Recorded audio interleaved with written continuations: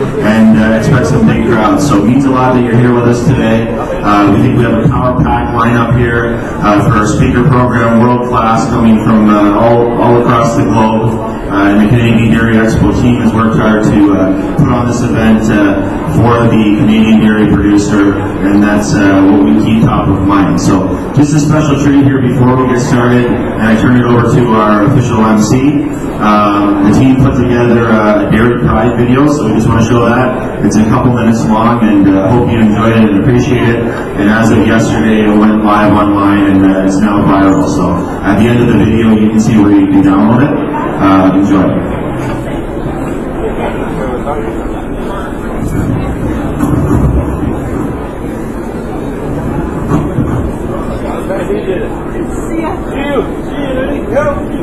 And on the 8th day, God looked down on this man paradise and said, I need a provider.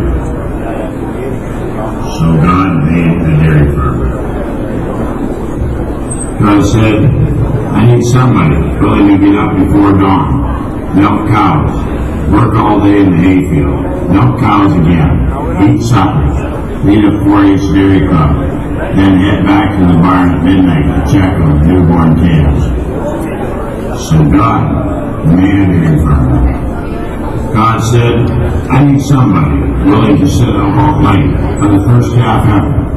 And after 2 hours of trying, sling a calf puller with precision and gentle hands and help her give birth to that first calf.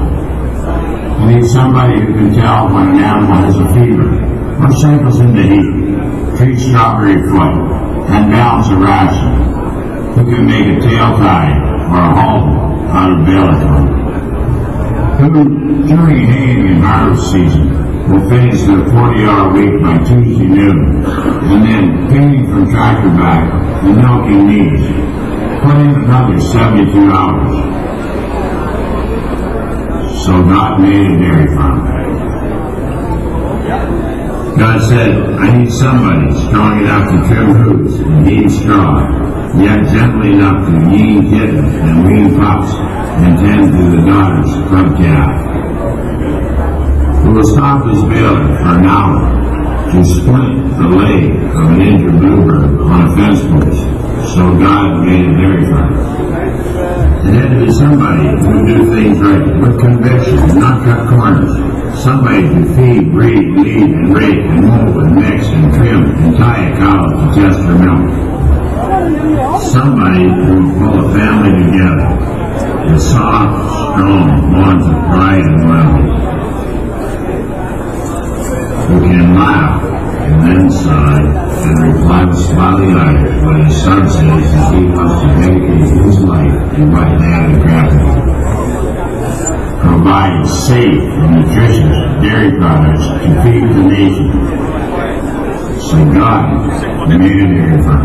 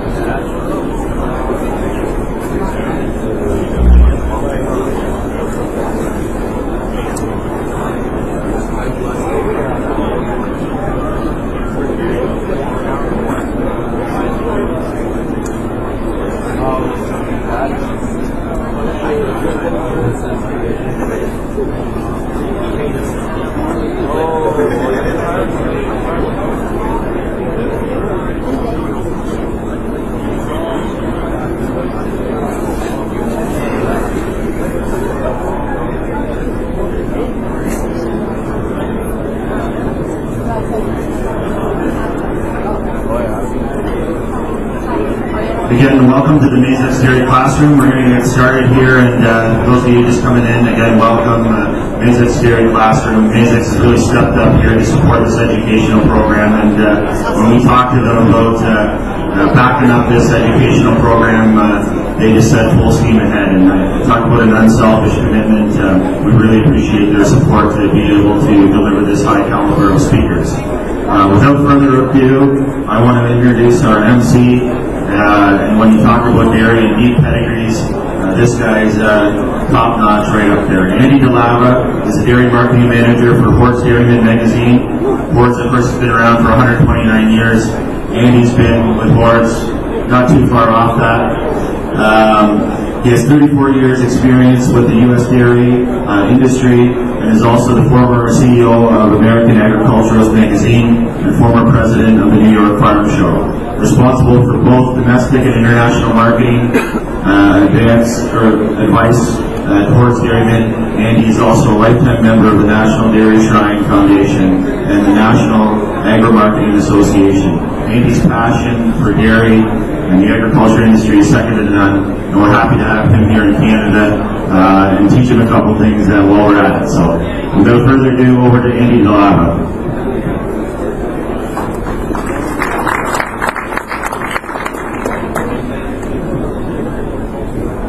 Thank you, Jordan. Great to be back here, and day 2 of the exciting Canadian Dairy Expo. Before we begin, I'd like to ask all of you, if you would, to please mute your cell phones. One other thing, on your tables, and this is important to both Mazex, which is supporting this dairy classroom, as well as the Canadian Dairy Expo, if you would please fill out those ballots regarding each of the speakers, that would really help us to plan for next year and to also know how we did this year. So if you would, please fill those out, and you can drop them off in the Mazex milk can, which is right by the entrance there. Once again, we also give special thanks and recognition to Alltech Ag Network for providing live streaming of this entire 2-day program. And it's available on the Alltech Ag Network website, Dairy Channel. On behalf of everyone at Hort's Dairyman, we thank the many of you who are subscribers.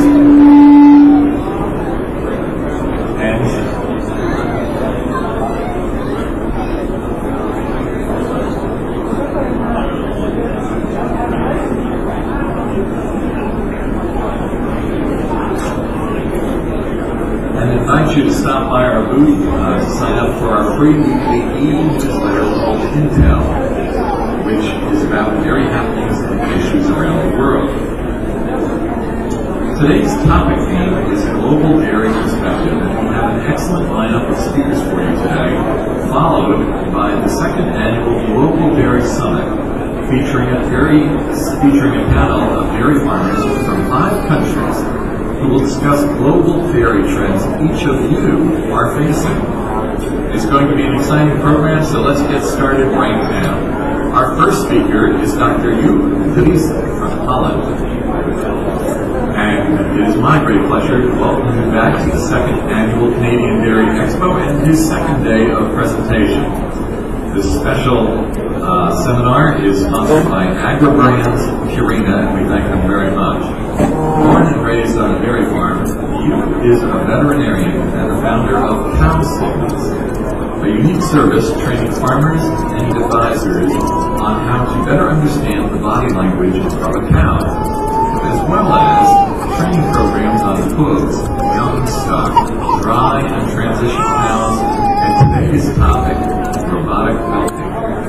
There are now more than 250 certified Cow Signals trainers serving over 55 countries around the world. In addition, CowSignals.com just launched an online video training program. That's CowSignals.com. Let's please now welcome Dr. Joep Driessen back to the stage for his second day. Joep? Thank you. Thank you very much. Okay, thank you for coming back. I see some faces from yesterday and maybe some faces from last year. Who joined Cow Signals last year? Can see fingers. And the cameraman, very good. And only a few, well, that's good. A lot of new people in the house. We do the Cow Signals training company, and what we provide is cow-based and very independent and practical knowledge about cows. And what we actually do is training the knowledge of the best farmers in the world. Every day I did was learning smart things from smart farmers in all these different 5 countries. So we just want to help you to become a better man. I started 50 years ago as a vet, 70 years ago, and 50 years ago with Cow Signals. And 20 years ago, I was a tour guide with a vet student, and I was a tour guide for Dutch farmers going to look in Canada and going to look in Europe, Eastern Europe. And I was guiding farmers, and they were all excited about seeing what happened to different countries. So I get hooked on dairy farming, get hooked on different countries. And there was one trip to England, it was the first dairy farmer with a milk robot on my bus. And he said, he and his wife, he joined us because the boys in the farm and we had a 3-day trip to England. And he said, yeah, well, it's really exciting, we have this robot now for half a year and it works pretty well. And a lot of mechanic stuff, but my brother is a mechanic anyway, so we're getting around there. And there are 2 cows, always, grazing. And well, we pick them up and bring them in once in a while. And actually, there's 2 cows, Bertha and Annie. These 2 cows always go together. So they are grazing, and then they go together and say, let's go. They go to the robot. And Bertha goes in, and Annie's waiting. And then Bertha comes out, Annie goes in. And then they're waiting again, and then they walk back to the pasture together. And this was 20 years ago, this story. And the farmer said, well, it's actually just like the Dutch girls, right? They also go to the toilet together, to the bathroom. That's the word, by the way, bathroom. You're not going to have a shower there, do you? So why don't you say toilet? I like to call the things what they are, and that's why we do very direct approach to Cow Signals. Robot Signals today is a special part we look at the robots. What can we do better? How do you get a healthy, productive cow who likes to walk in? How do you make that work? And you see that girl over there on the left? You would like to have one eager to go in. No more than that, always one waiting. And the robot does the work 24/7, and the cows do the work 24/7. For me, that's an ideal picture. We followed robot milking for the last 20 years very intensively, and I'm going to share all the knowledge I got from robot milking. We started with a red one, then we got a blue one, and now we get all different colors. And it's very good because I like competition. It's good when there's more companies out there, and in Holland we are 50-50, blue and red. There's also a few gray ones coming now, and now the orange blue ones, so we see all the old brands, and most of them are very successful now. How do you get it fixed? There's only 3 rules for robot milking. You have to do things right. What can you do right? Well, you want to have healthy cows and healthy pigs. And cows have to have a very good access. Easy access to a robot is a very big success factor. That's really easy if there's space and easy access. And then the cow needs to have a reward. Every time in a robot should be a little party. Hey, candy time. Nice. No negative experiences in a robot. So it's a nice place to go. It's like training a dog. Always be nice. It doesn't really help. It doesn't really work kicking the dog. You better give a treat. She will listen better. So we believe in happy cows and happy farmers, and we try to make them more happy and more and have an easier life. So we want to make the work enjoyable. And we look for profitability, and we look for sustainability. So we say cows deserve a little more better life. Farmers deserve a better income and more working class and more fun. And together we need to earn respect for the people. And that's a big thing. See, especially in Canada, but also in Europe, England, started England maybe. People are very aware. And more than 50% live in the cities now. They are aware about animal welfare. First, we have 30 years of awareness about the environment, but now we get animal welfare as the number one topic. But even if you look at the environment, it is amazing. If we let your cows live twice as long, and we can do that, we're just going to save 30% methane. Less than 30% methane reduction worldwide if you get a cow live twice as long. We just need half the young stuff. And we see if we can manage to have the cows fix vacations. These cows have an extra feed basically because they don't get movement and they don't get lame. So if you can design a system that, yes we can, design a system where cows don't get movement and don't get lame. And that will have a huge impact on the world. Because the cows will happily live 5 or 6 lactations and then give a huge impact on the farm economy, on the enjoyableness of the farmer, and on the sustainability. So what we like, the cows should have 3 things: healthy, no wounds, no lameness, no disease; stress-free. Stress-free means having a place to eat. All of us, a place to rest, very nice song of that, and a stress-free calving line, an area stress-free calving. Also in Thai stalls we make those carving areas now, where we just make a nice carving box for the cow to last a week or 10 days. Stress-free also means free cow traffic, that the cow can go wherever she goes, wherever she wants. So we say, listen to the cow, because she's got to know how. And a lot of us will think, well, we are smarter than a cow, and a lot of vets and farmers and feed advisors, like I've heard them say, hey, stupid cow. But there's no such thing as a stupid cow. A cow is a very smart animal. And I think cows are more smart than people. You know why? We are the only animal, us, that ruin their own habitat. There's no animal in the world that ruins their own habitat. So I think animals are smarter than people, if you look at it that way. And cows know how to do things. So I like you to listen to the cow and she will tell you what to do. And the better you watch it, the better you look at the picture. The better you see things here, the more you understand what they really want. And this one example is Uncle Eiseldijk's farm in Holland, in the Steven. And we designed it 5 years ago. This is one of our top design barns, and we have 500 designs the last year. My building team is doing this, our building team. And it's a 6-row barn with 2 feed tables on the outsides. So we designed for 70 centimeter feed space because we make 8 meters in front of the robot, and then 5 meters in the middle passage and 3 meters in the end passage. So you have still 1 feeding place per cow. We have sandbags.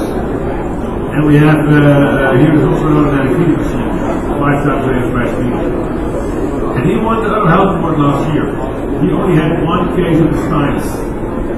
And 120 cows, 1 feeding case of the sinus.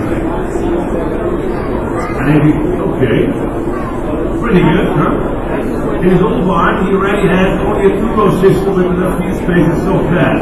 But this was a little more live air, and the sand was quite a few good things. And this was extra feeding, so he went down in his vet cost from 1.5 cent per liter to 0.6 cent per liter of vet cost. He didn't have to take out anything. He has a walk out with blind cows, and he has a very, very easy-going setup. Look at these cows. They're all resting. One just comes to the bed to rest, and one just get up there somewhere. He just wants. But you see that all the cows that come to the bed, they lay down right away. Another farm is Harry Nijmeijer. We built this barn also 4 years ago, and it's a 4-row barn. A little bit less space in front of the robot here. There's free cow traffic in front of the robot here. And here we made sandbags as well. And also 2 feeding tables, very nice air line. And Harry has 120 cows, high yields, 25 liters. And this is with 3.6 protein, right? 35 liters of mass. It's like unbelievable. And he killed 17 cows last year. 17 cows. And the lifetime production of these cows, guess what? 67,000 liters of milk. It was number 3 in Holland, with the highest lifetime production. So I guess you get your 2 examples, you have 20 more, to come to Holland, we show them to you, and you'll be impressed what can be done. There are highly labor efficient farms with no sick cows, one man doing 120 cows, and that's a 40-hour work week. And here's the youngster as well, he doesn't do much work on the land. So this is how we design the farms. After feeding, the cows come and eat. And not always they go all eat, but in the morning feeding, they all come and eat. Look at the video. We put sand in the middle of the rows, and we put rubber on the feed pads. So here we have rubber laid, and there's the feed machine coming.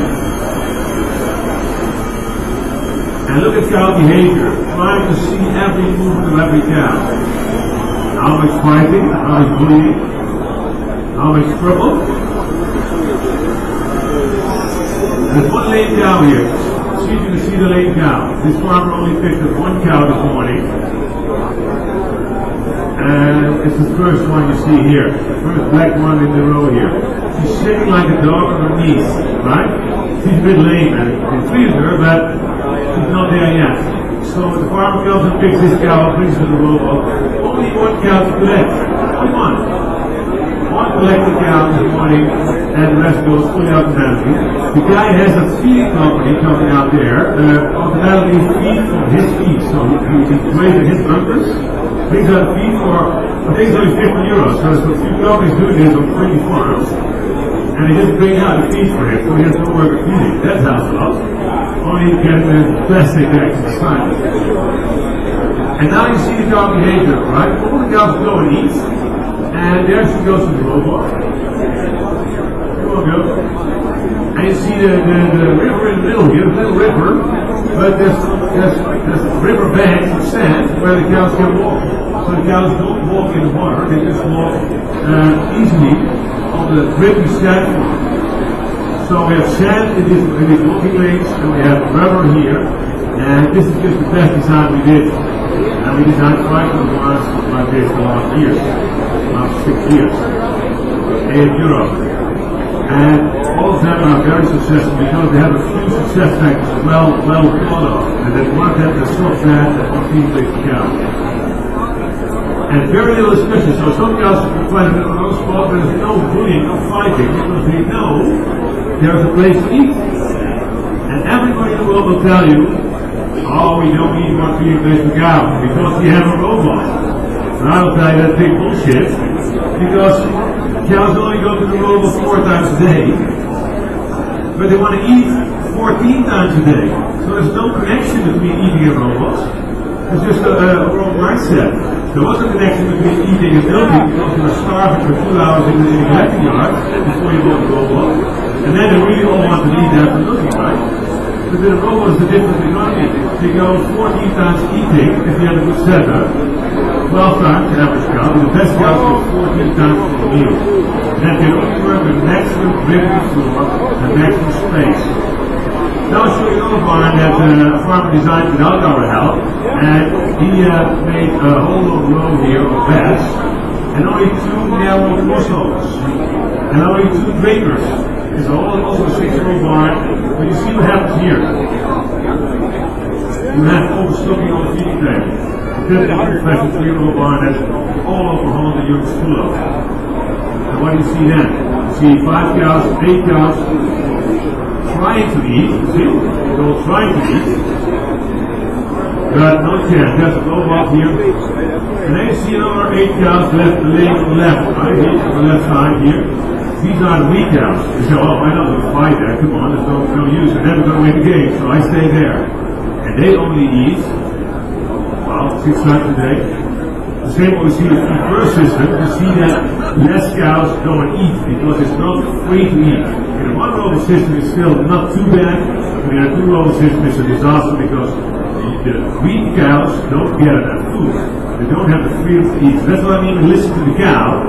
Listen to the cow, she's got to know how. She knows what to do. She wants to eat 12 times a day. Let her go. Let her eat. So then she will do that. And here you see these cows really cruising and fighting for their food. and they really need it. They know they need the food, but they can't get it. So, if 9 to 10 people say, oh, we don't need one feeder base per cow, that's what only happens. That's what everybody's going to do. Okay, everybody's accepting this truth because everybody's saying it. But there's a lot of bullshit around the world. So we only slice everything down into details and try to understand it, and then we come up with new realities.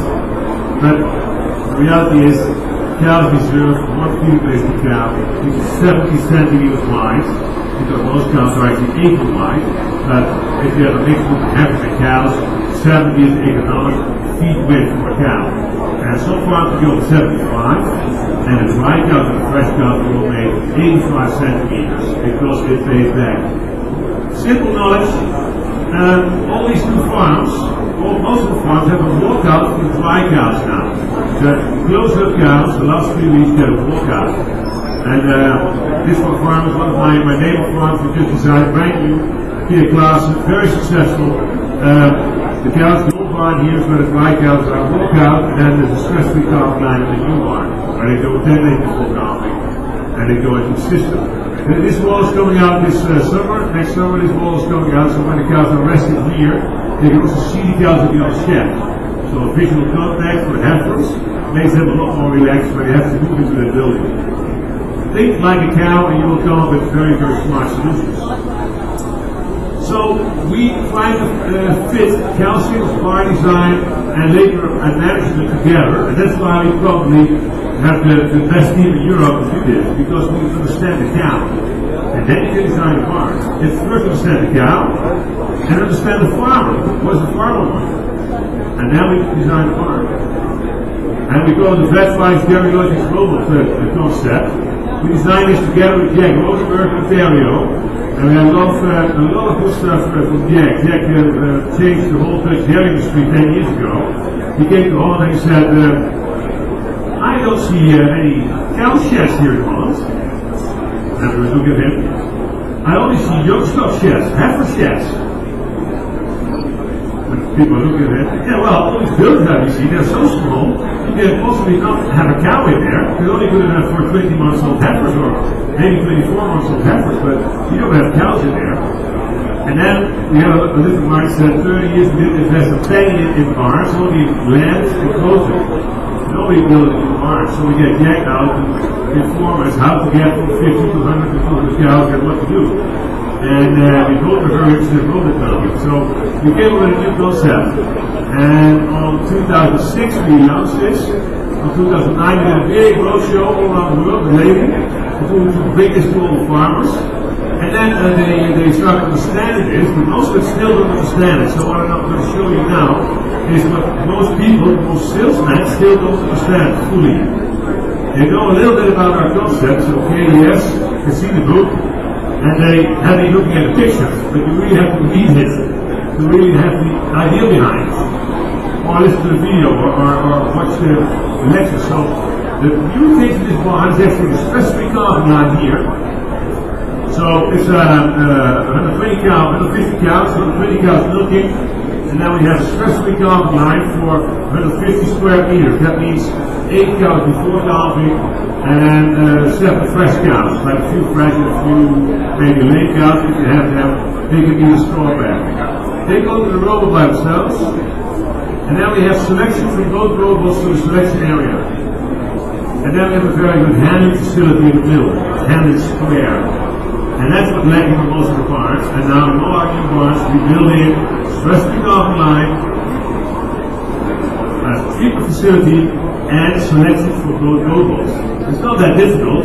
If we once see it, we know this is the way to go.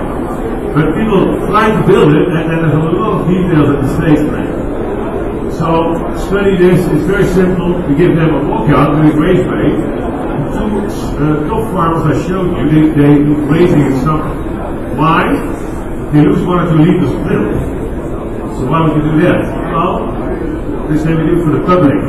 We want to show the cows outside. And we also do a little bit for the cows, because they really like to rest out there and lay in the sun. So they both have a graze way, a smart gate, to let the cows out. And we have an opening for the dry cows here, so they have a walking yard as well. Even if you only have 2 or 3 hectares, you still give them to the cows as an exercise yard. They won't eat much, but they have these extra freedoms. And fish farms now get a half a cent or even extra when they have the cows outside visible for the audience, for the public. This is Freedom Capina thing. And Dodo cheese, they give them extra cent. Freedom Farms in the West Coast, they give them 1 cent later for raising and making cheese. And they do that very much.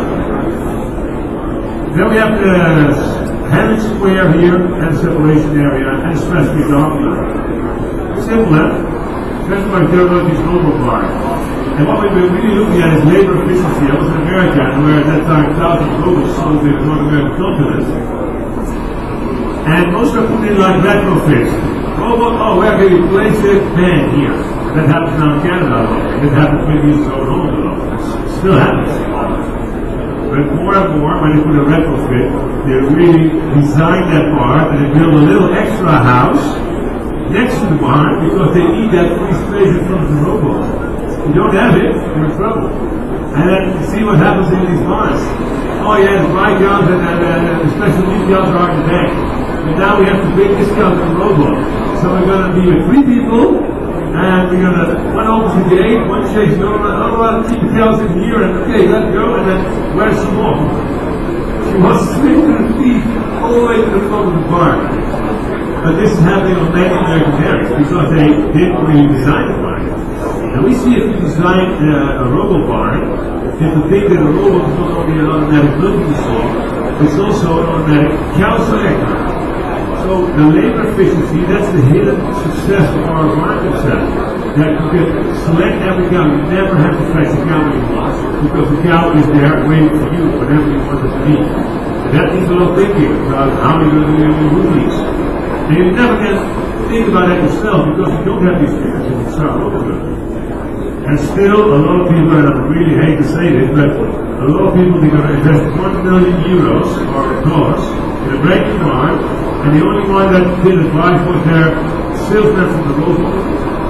How can you do that? I mean, they don't know enough about it. They don't know about how to sell a machine, but they don't know enough about the design. Only the very best ones in these companies, they understand, but you never get them because they're too busy. They sell machines everywhere now. So don't rely only on them. Let them give your ideas, but then have an independent advisor. And there are very few around the world that will say, have an independent advisor that helps you to think. And that can be our counseling players, Paul Karina, Jack Rodenberg, Nancy Charles. We have a lot of people around here that are counseling players, and that can help you with the design. And if not, send it from Holland and we can have a look at it. But we don't want this. And what's very funny about labor efficiency is that when people design a barn, they think, well, I have so much time after I start robots because it was so much time saving. We don't have to care about the last 10 minutes. I can do that, but that I can do, but that's not a big problem. I have time enough. But 2 weeks after this machine is there, or 2 months, sometimes a year, the farmer's thinking, I should have spent another 50,000 euros to save 1 labor cost or half labor cost for the next 50 years. That's what we do to design. We save half the labor for the next 25 years. This is better money, eh? So, how much will cost the advice? How much will cost the extra meat in the barn?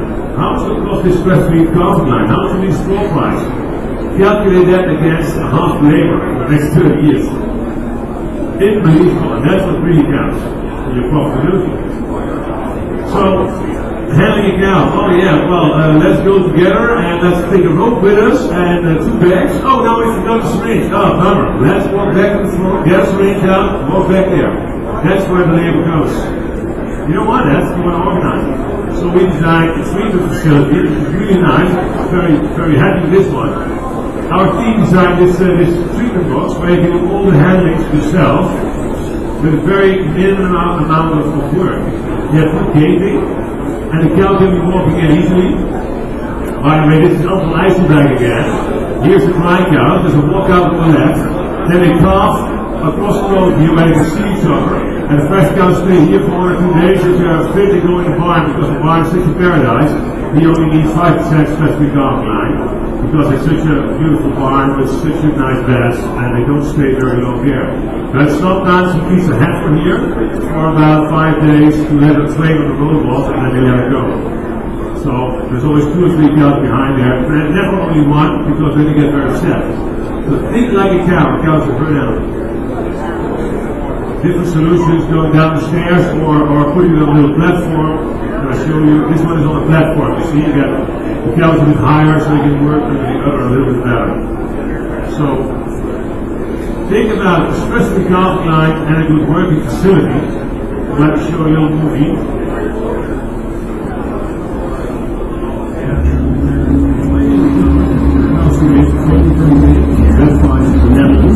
I'd like to show you how to use this equipment.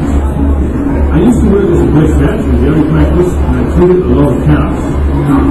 How many cows do you treat every day in your farm? With 120 cows in 2 robots, you need to treat 12 cows per week, and there's 2 cows per day.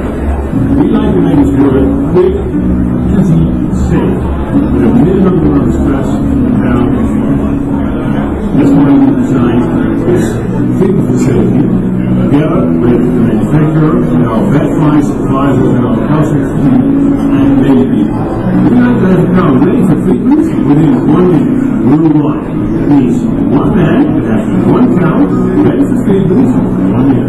The combination with a good spacing handle square and all the tools you need at hand, this box will save you a lot of time. And it will increase your working pressure on the road. So let's get started. You can open all doors on all sides. You can open the doors on both sides of the udder, so you can easily work on the udder and this like now tubing or side street. Front door is to collect the cow, the back door, keep the cow in place. And then we have 3 side doors on both sides. And they can all open at the same time. So you have maximum working space and the cow.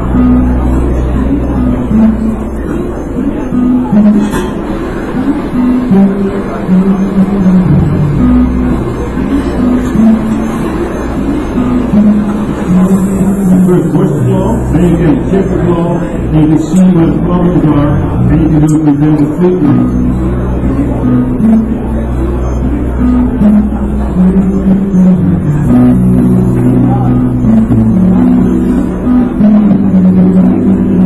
We normally first trim the hooves, and we leave the second leg up, and then we go work on the other, as you see. Now you're ready to treat the other, safe and easy. 1 back leg goes left, the side goes over, and then you can clean the feet ends.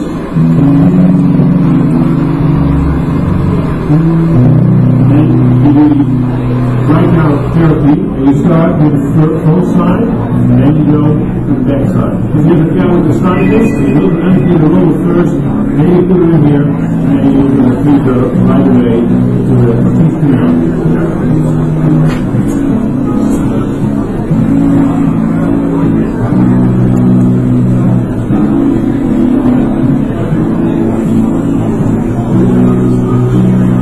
Now you have the full foot position.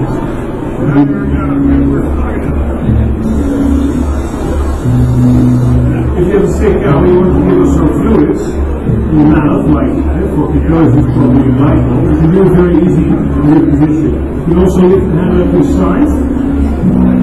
Therefore, you make special extensions here and an easy connection plan to put the rope on. Now you have the knee of the cow fully position, and you can easily do infusions and injections for work with the knee of the cow.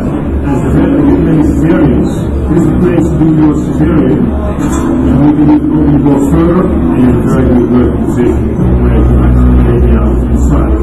As you see in the video, this treatment box gives you a lot of options, and we know all about your field will give you. To have maximum use of this treatment facility, you want to have automatic selection from all robots to one central selection area. Here you see the lady treatment box in the central position in the barn. You can select the cows from all robots to the selection area, and also the stress-free carbon line is next to the treatment facility. So all the cows can use the breeding facility very easy, with only a few students. This is how you reach the maximum labor efficiency in the future. My name is Dick from the Cow Series Training Center. Any questions on this video? Feel free to ask. And this is how we designed that, and this was still not perfect, but we're getting there. We're getting better every day. But every gate you have to think about, because how are you going to walk through it? That'll be the next 30 years. So we see so many mistakes in design that get a bit, well, even this one here. You see, what is the big two mistakes in this design here? You think we have a perfect barn there? Not really.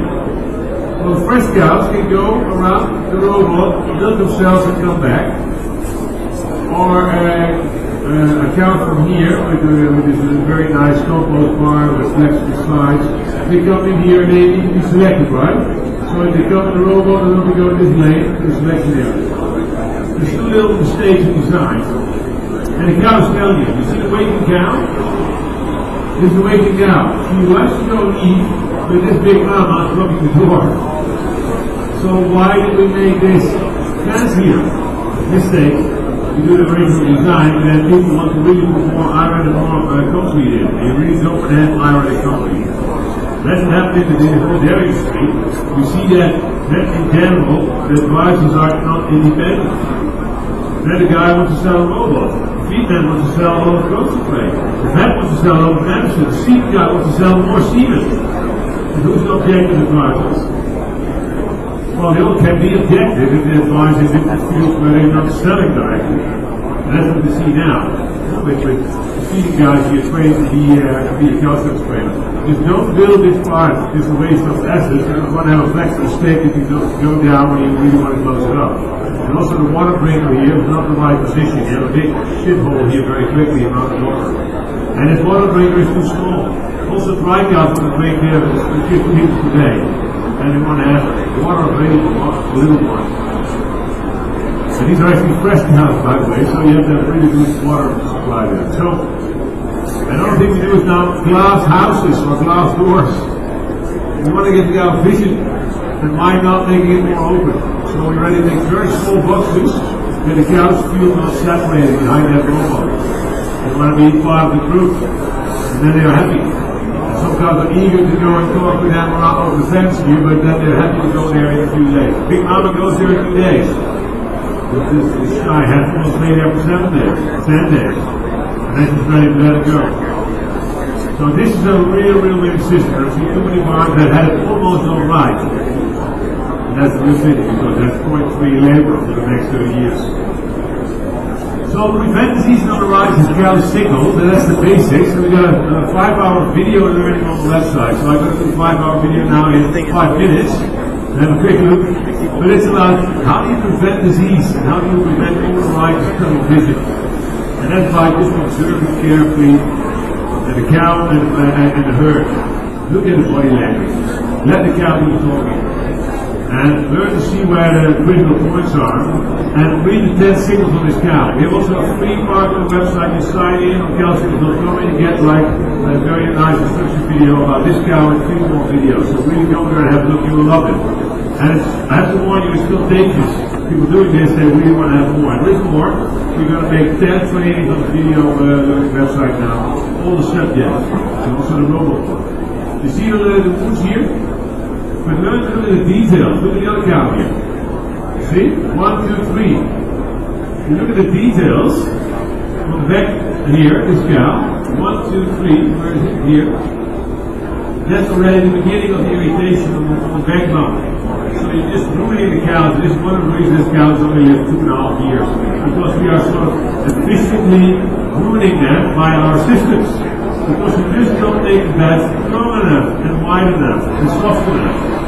They don't have space. So we see a lot of stuff in the cows.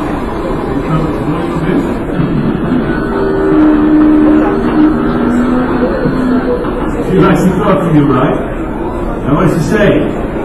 Shit happens. So what's going wrong here? This cow gets really wounded on 4 places. She's trying to get up, she's full stress, She's half lame and she's moving and she can't get up because she doesn't have head space. So it's a real bad thing to have no head space for a cow. And you get more lame cows and they only last for 2.5 lactations. That's the worldwide average. Normally we are 3.4 lactations, 30,000 liters lifetime production. But the best 1% of our farmers is on the double. 6 lactations, 16,000 liters lifetime production. The best 1% farmers on. And I know they're here in the house as well. They're the best farmers of the area. They're only the most modest guys, the shy guys, who'll tell you. So the next challenge is to go there with a workshop and one of the calcium trainers from Farina or from the other companies get out there and learn from each other. That's what we now would like to do. Because cows deserve better. And the public gets a bit worried. Are we doing our job good enough? And I have to say, well, only in my opinion, the 10% best farmers are doing it really well. I have big respect for the best 50% farmers in the country, but I really don't respect the low 25% that's ruining the cow's life in what's the time they say. So it's not nice to ruin the cows. Every move and every language is one too many. And it's just a matter of a better system. And it doesn't cost a fortune. And now the milk price is at the right level that you can start changing. So think about these major things first before you're going to buy the next robot. First, make your batch right, especially cow in your feeding space. And make sure you have the perfect design. This is very nice to do with sandbags in Wisconsin, a very nice design. And the cows lay down in 1 minute. This is the best design in the world, Switzerland. One strap missing in the front, but 2 meter long beds, 2 meters. Very soft, chop straw, water and the light stuff, very nice beds, excellent stuff. So let's look back at the global signal. This is your barn. They have a retrofit. It is going to put a robot in front of the barn here. What will go wrong? What is not so nice here? It's like my second video, right? On the 3-row barn, no crossover. And one of the cows standing here, what do you see? They're all standing and waiting. And only 2/3 is eating, or a bit more than half. And if you look carefully, you will see in many places, the feeding table is empty here. You see? Why? Why don't we use the whole feeding table? You have to have 24/7, always feed everywhere. It's very simple, but it's what I tell every week on farms. Do about pushing and spreading the feed. Not only pushing, but to spread it out. Very simple things, they don't cost anything. The cows like to eat. And they need a crossover not every 50 meters, but every 15 meters. So don't build a long block. 12 cubicles, make a crossover. They can scrape the shit though when the scraper's coming. They can escape the sheets when you're working in the barn, which is very important in the mobile barn. You have to have crossovers, especially in a 6-row building. So cow signals is look, think, and act, but trying to see everything, think about it, and then do it. So what do you see here? This is a retrofit barn, and then, okay, let's put in a robot. There's a milk pile, just put a robot on exactly the same spot. And we end up with a very narrow crossover in front of the robot, like this is the robot, and this is the first bed. And the cows can just go there. And we see that you have to exit the cows because it's too narrow. They are a bit afraid to go there. So space attracts cows. And it's a lot of money to build 6 meters in front of it. But if you have only one robot, then 4 meters will probably do. If we want to do 5, and with 2 or 3 robots, we go for 6 or probably 8. That is an investment, but it pays back because every day we pick up less cows. The best farmers only pick up 1 cow every day. And the best farmers in the feed first systems, they also pick up 1 cow. And think about what cow that is. That is a cow that didn't eat for 12 hours or 14 hours, or didn't rest for 14 hours, because she couldn't. And in many designs, you couldn't even drink, because there's only drinking from sheets. So you see a lot of mistakes in design, and people don't understand cows well enough, and they design cars, but I really feel sorry for the cow. And for the farmer, because it's a waste of assets. So I hope you understand that this is a better barn than this one. Here you see no ventilation, very narrow barn, no headspace, so you don't rest enough. And this is the lookout heifer. You stand on the lookout, like, hey, How can I ever reach that global in the corner there? That would be a struggle. There's no zigzagging cows everywhere. So that's not going to happen today. And how to reach the feed. So you see that these heifers are getting a bit dull and they don't eat enough, they don't drink enough. So this one, see the difference? Most cows are resting except the 4 lane ones here on the right. And the rest is all resting. And it's a wide corridor. So it's designed for robots. It's wider, bigger, soft beds. And then you cows will walk easily because there's more space. Here you see Magnus barn, and I see already a difference. Less cows resting. You want to see more cows resting. And this cow really wants to go there. It's going to go 4 times a day. 3 times milking and 1 extra visit. Then you have a perfect flowing barn. You have also regular milking intervals. And you like to be 1 cow at the door. That'll be a good signal. Always 1 cow even to go in. The rest is just having a bite, having a drink. And they come by a few minutes later and they will be the next in line. When I'm in the supermarket, I always look at the first one where's the most beautiful cashier. And then I look which has the longest row. And Barbara normally the most beautiful cashier has the longest row. This is really beautiful. I go on the end of that line because then I can look at her for a while. That's quite fun. But I hate waiting.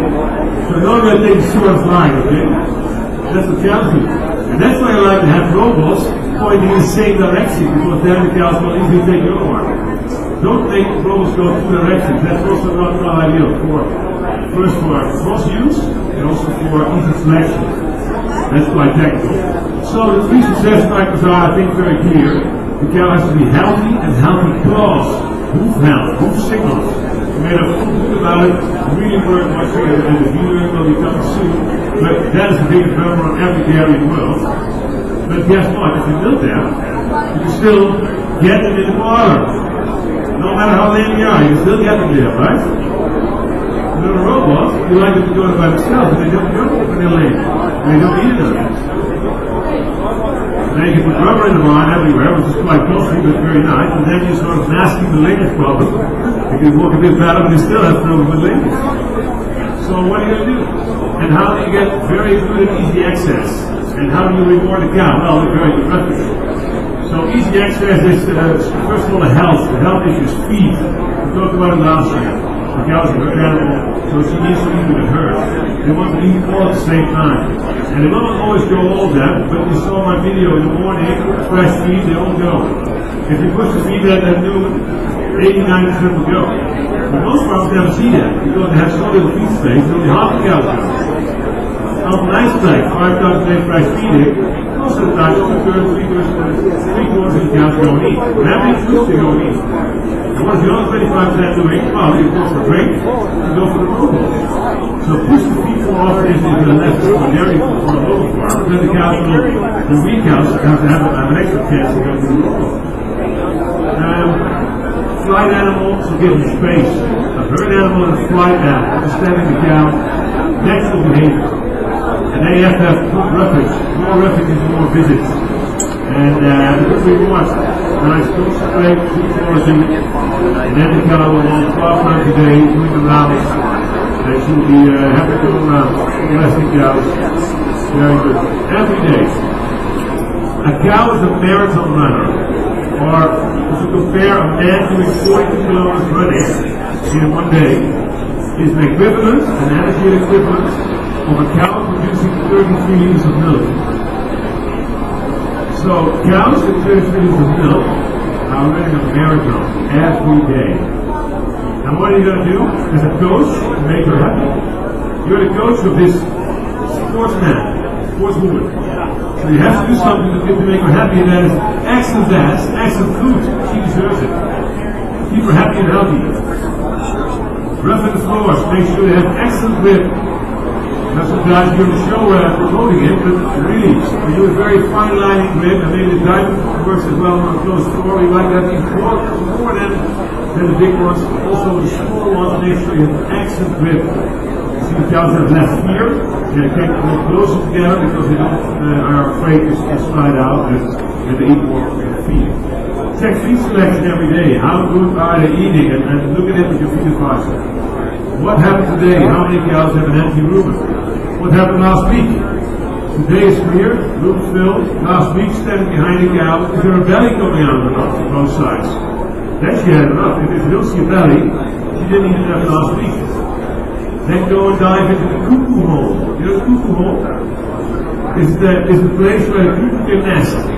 If there's a very deep hole there, where I take up the skin here, I call it the cuckoo hole, because when the cuckoo is hiding there, it means that the body can score is 1.5. That's not good. This word. Cuckoo skull. How many Dutch in the house? How many Dutch understand Dutch? You see fingers? Okay, quite a few. So test over there and see how much fat is on the body, and you see that this cow didn't eat last month. What happened with these 3 cows? It's too skinny. So trying to find out by looking at the cows what you can do better. Feed and water is the basis. That's what we're going to really check on the calcium collectors that make it easy to clean. And push the feed before you go and look at the checklist. Push the feed, and then the weak cows will easily come and go to the robot to get a drink. A crucial amount of space for access, and access to the feeding table, access to the robot. So it's a big investment. Water, light, and air is very cheap, but feed, rest, and space is very expensive. But they need it. It's a basic need for a cow. So look at the accessibility of the robot. What do you think about this? How do I find my way around here? You need a GPS. How do you find your way through these gates and then stumble over the metal over there? But this is a forced traffic system. We have also freak-out traffic systems where it's also very bad. The whole scrapers are in the way and very narrow crossroads. So you want to give them free access. Cows like to be in the field, not in the woods. So that's why we designed 4, 6, or 8 meters in front of the robot. And then the cows like to be there, and they will go to the robot easily. We don't like to see the waiting cows. A lot of farms are very used to waiting cows. Because they've been milking so long, they're very used to having a bunch of cows together waiting. And they're not upset even when they see this. When I see this, I get really upset. Because normally it's only 7 minutes for the milking time, but here for these cows, there's 15 cows here. 15 times 7. Unbelievable. So you create even a worse system than you had before in the milk farm. So we came from a long way. Like the first 10 years of global milking in Holland, with the rapid machines, they had all 4 scale traffic systems. And after a lot of discussion we had with their teams and training, and we understand the cow better, we opened the gates up. Every year on farms, and every year things were going better. So then the strategy was changed. Free cow traffic is better, the cows can also what they want. And the old-fashioned things were 1 box here before the robot. And this is the next innovation. You have an opening here, so they have an escape route. They get closer when you fetch the cow. And here you have also cubicles in the collecting room. Welcome to the Canadian Dairy Expo. Hope you're enjoying your time with us today. Just a reminder, there's a new speaker starting in the dairy classroom located in Hall 1 at 11 a.m. Speaker at 11 a.m. in the dairy classroom in Hall 1. Thank you. There's a lot of bottlenecks here, and it's not really easy to go. And these girls get trapped in that collecting room. So that's not the right thing to do. A fixed collecting room is the wrong thing. So then we decided to make it removable. And then the technicians said, hey, we can make it automatically go up when the cows are milked. But that's not good enough. You see, this is a removable one. We can only have it closed for every morning and every evening for half an hour. If you have 5 cows to collect, but the 20 cows you collect maybe 5, that would be the max, otherwise you do something wrong. But what happens here? Look at the other cows. What are these 4 cows telling you? And what are these 2 cows telling you? You see? They tell me, hey, what idiot closed this gate here? I'm on my way to milking. Who did this? And they're pissed off, they're standing there. So now you just punish the good cows to have the bad 4 cows that didn't come, have priority. So it's the wrong priority. You get it? This is the robots, you do robot, this is the collecting yard. Wrong. It was a nice thought, but not good enough. Next thought, let's make the collecting room next to the robot. Big innovation. Because now, the collecting room is here, and you bring in a cow, and after the last cow is in, you open the gates up, and they're ready. And these 5 cows can be milked whenever they want, but the entrance to the robot from the front side is still free. So big mamas can still go whenever they want. And these 5 cows can wait maybe a little bit longer, but then they have the should be so stupid not to go. Or I better trim their hoofs, because that's the main reason.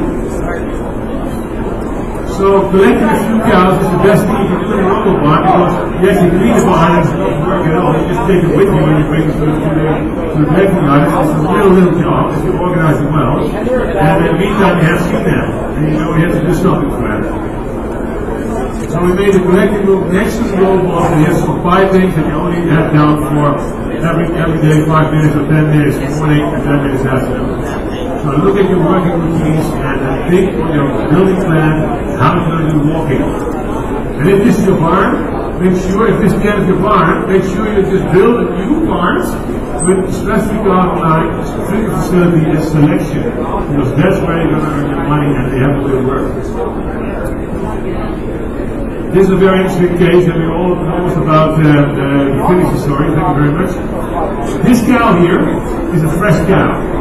And this is a Dutch farmer. He brings the cow from the straw yard behind the robot, around the corner. He's looking her in with the other 5 cows that he just fetched.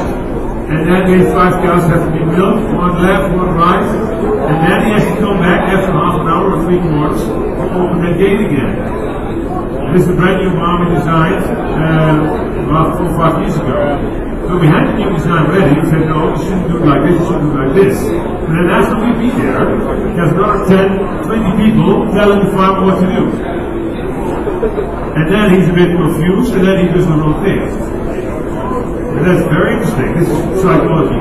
High-class psychology. We had an open day on this farm.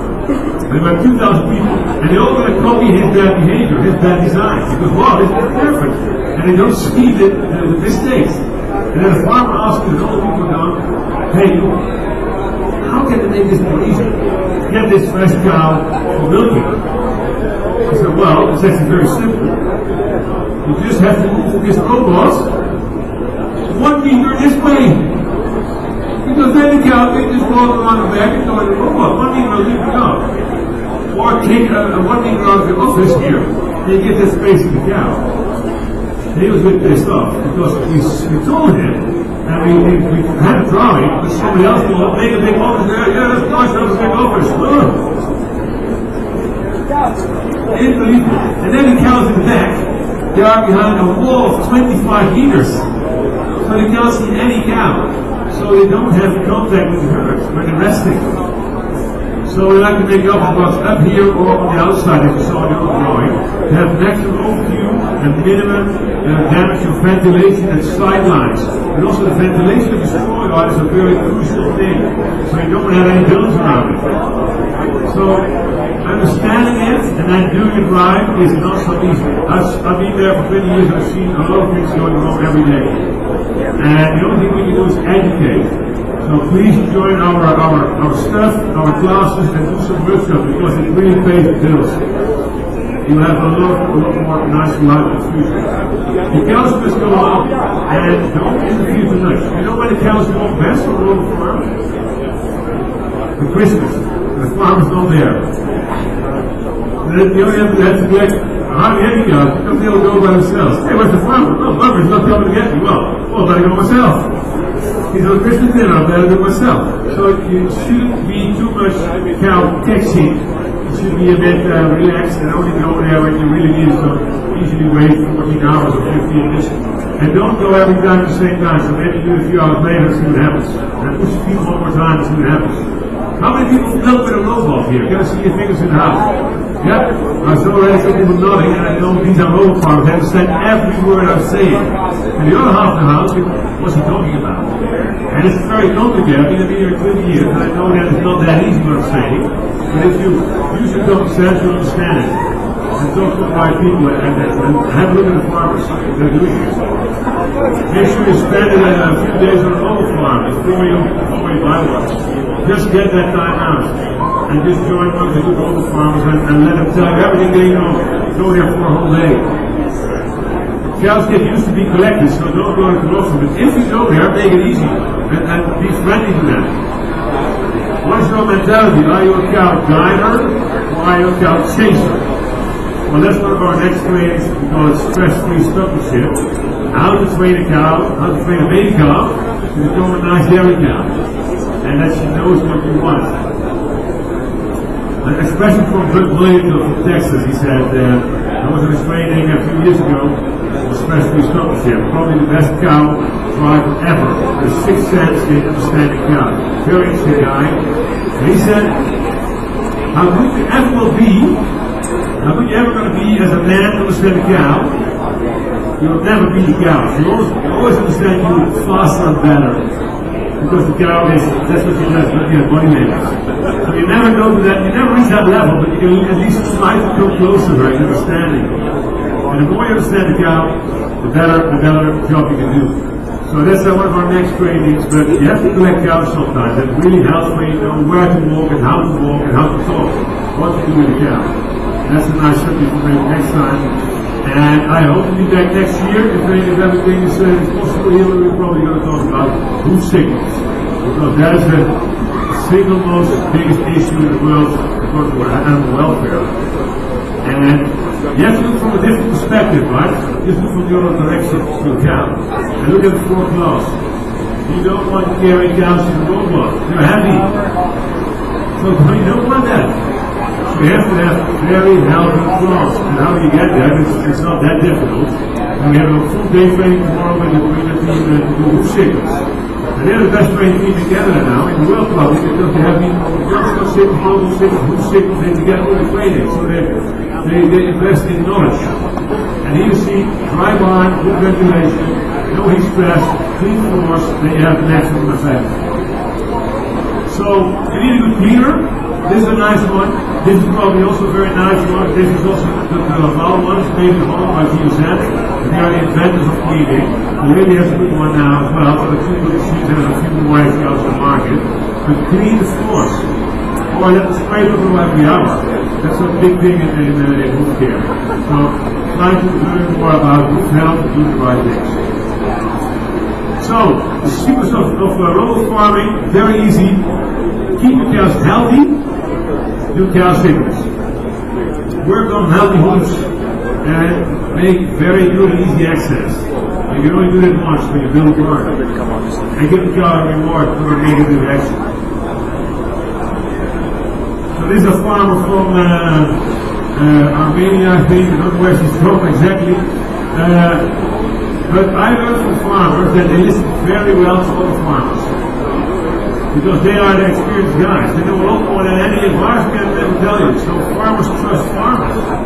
And that is the success behind cow sickness. We as trainers, we facilitate the group process to let farmers listen to each other and talk to each other. And then, the best information comes up. So farmers listen very good to farmers, they don't listen very well to advisors. This is logic, because the advisor is only a very narrow-minded person very often in one field. The best advisors have a very good overview. They know a little bit about housing, building, economy, and everything, seeding, drugs, and medicine, and health. So, one thing I really recommend you to do is doing a calcium workshop. You find some papers on your tables, and if you just want to have more information on calcium, there's several things you can do. You can just go to our website, calcium.com. You can fill in this paper and leave the one of the Purina guys here in the house or in that box, and you'll get informed about the next workshop at your farm or in the neighbor farm.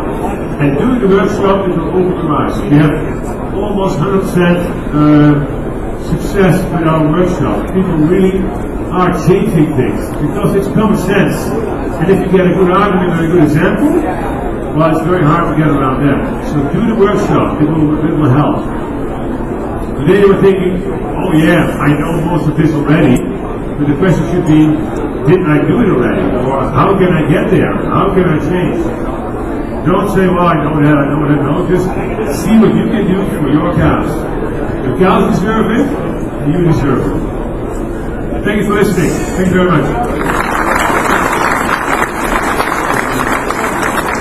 Thank you very much, Hugh. Let's give a big round of applause to you, and I'd like to present him with the Canadian Dairy Expo 2014. Thank you very much. There we go. Thank you. Great day. I have one last little video for you. This man is asking what time it is. It's about ball signals. We do cow signals, we do donkey signals a little bit now today. I said, okay, what time is it? Okay. When he comes back, an hour later, 2 hours later, and he's really puzzled. He thought about it all the time. Senta, mi capite dove sono le Hey, can you tell me what's more time it is? 4%. Ma sono sempre le quelle stazioni. Unbelievable! How can that be? Ma lei come fa? Lei si deve che le How fanno can you read the time for the balls of the donkey? How can you do that? così,